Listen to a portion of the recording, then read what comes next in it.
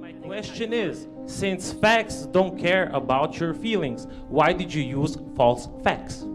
So the three facts you mentioned, you talked about transgenderism. First of all, until 5 minutes ago, the DSM specifically defined transgenderism as a disorder. It defined it as gender identity disorder, now calls it gender dysmorphia, which doesn't even make sense. It says that depression is the actual problem, not the actual gender disorder, which again does not explain why the transgender suicide rate is upward of 40%, and the actual suicide rate for the rest of the American population is lower than 3%.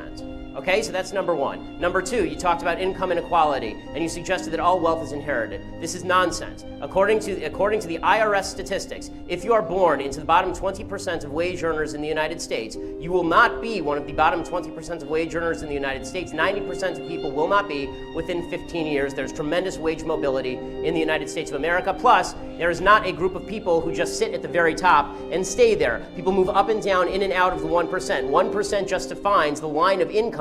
It doesn't define the people who are in that 1% of income. I've been in the 1%, I've been out of the 1%. It will happen to lots of people. People who are older tend to be more likely to be in the 1%. They weren't once in the 1%. What happened? Okay, so that's number two. Number three, you say hate speech is not free speech. It depends how you define hate speech. The only speech that is not free speech is speech that overtly defends or pushes violence.